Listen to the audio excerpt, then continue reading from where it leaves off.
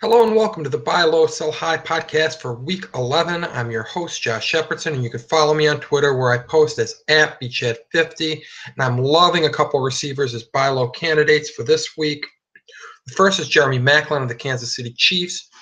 Coming off of three straight clunkers, basically, where he's caught exactly three passes in each of those games, was shut down by the Broncos last week, struggled against the Vikings as well.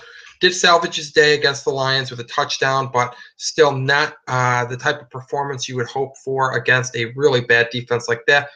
But the game was in London. Charcandrick West was very good on the ground, and it was blowout, so there really wasn't a need for him to be all that good. Now, a few weeks ago, when Jamal Charles went down with injury, I would have been advocating cashing out on Maclin. I doubted West's ability. I doubted anyone's ability to pick up the slack for the loss of Jamal Charles in the running game. And I felt like this offense was going to stagnate, was going to have issues without Charles there to keep defenses honest. West has been fantastic, turned in a good game against the Broncos, even though it was a very tough assignment. And his ability to keep defenses honest makes Maclin a strong play still, especially with the matchups that he has down the stretch. The two matchups that really stand out to me are what are probably, in most leagues, your championship week and your week before the championship week, weeks 15 and 16. In week 15, he faces the Baltimore Ravens, who are allowing the most fantasy points to wide receivers this year per game, according to Pro Football Reference. And then in week 16, he faces the third most giving fantasy defense, the Cleveland Browns. So those are two excellent matchups. Maclin has a couple big games on this year, has shown at times that he is on the same page with Alex Smith. Give him a pass for his tough matchups of late and for the mediocre showing against the Lions when you expected more, and go out there and try and acquire him likely on the cheap. Another receiver I really like to get your paws on is Sammy Watkins of the Buffalo Bills facing the Patriots this week on Monday Night Football. Patriots rank 23rd, according to Football Outsiders, defending number one receiver. So that is a favorable matchup for Sammy Watkins. He's coming off of a bad showing against Darrelle Revis and the Jets, but plenty of receivers before and plenty of receivers after Sammy Watkins will have problems with Darrelle Revis. 3 receptions for 14 yards are troubling, but he was targeted 7 times, so it does show that Tyrod Taylor still trusted his second-year receiver, even in that tough matchup. The Bills don't play the Jets again until week 17, so no more Revis during the fantasy football season. And the rest of the schedule looks fairly favorable from a fantasy perspective. As I said, the Patriots this week just rank 23rd, defending number one receivers.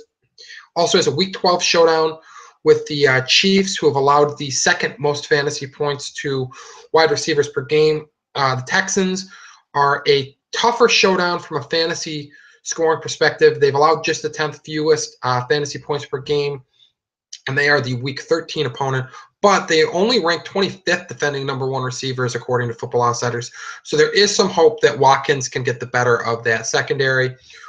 And then week 16 is a matchup much like the Texans, where not a lot of fantasy scoring allowed by the Cowboys, but they cannot defend number one receivers. And Morris Claiborne's really struggled. They rank 28th defending number one receivers. So that's your week 16 matchup. But spinning back to weeks 14 and 15, I haven't forgotten about those. And those are nice showdowns. The Bills play the Eagles, who've allowed the 10th most fantasy points per game to receivers. And then they also play the Redskins, who've allowed the 11th most fantasy points per game to wide receivers. So all in all, it's a favorable schedule for the second-year wideout. He's gotten the ball quite a bit since complaining that he needed to get the ball more. He's also suffered through some injuries since then, but it does seem like Tyrod Taylor's making a concerted effort to get his most talented pass catcher the football more, and Sammy Watkins has some nice matchups here down the stretch. Moving on to the sell highs, I'm going to first start by suggesting selling Gary Barnidge, and he's coming off of a decent week. He's having a fantastic season, but the problem here with Gary Barnidge is that Johnny Manziel is going to be the starter the remainder of the season. The two connected for the only touchdown the Browns scored last week, and overall, it was a solid line from Gary Barnidge, but you'd have to expect some ups and downs from Manziel. We've seen some bad games from him at this point, and Barnidge's value in large part was derived from having such a good connection with Josh McCown. McCown was locked in on him, did a really good job of getting him the football. I'm not confident in Johnny Manziel continuing to consistently pass like he did against the Steelers, weak secondary, and now you still have a window open to sell Barnidge thanks to a decent showing.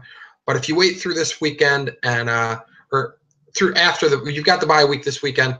If you wait through his next start after the bye week, you could have some issues if Manziel goes out and lays an egg.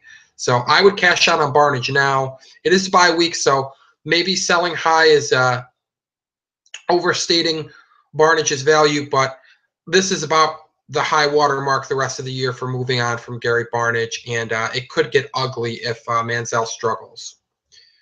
Finally, I would advocate selling high on Tony Romo, and that probably seems crazy. The guy's missed most of the season.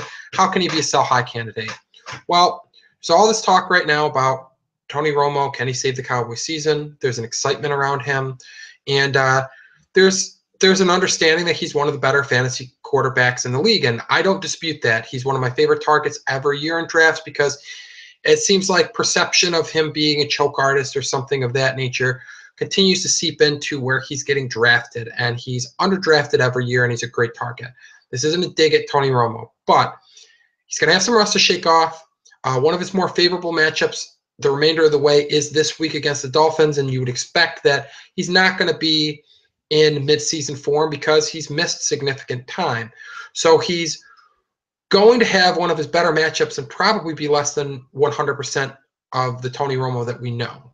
That's not ideal because the rest of the schedule looks fairly ugly. He still has the Jets on the schedule in week 15, and in week 14 he also has his week 14 opponent is the Packers, and his week 16 opponent are the Bills. Both solid pass defenses, above average. The real scare comes when you factor in the fact that those are road contests for Tony Romo in December.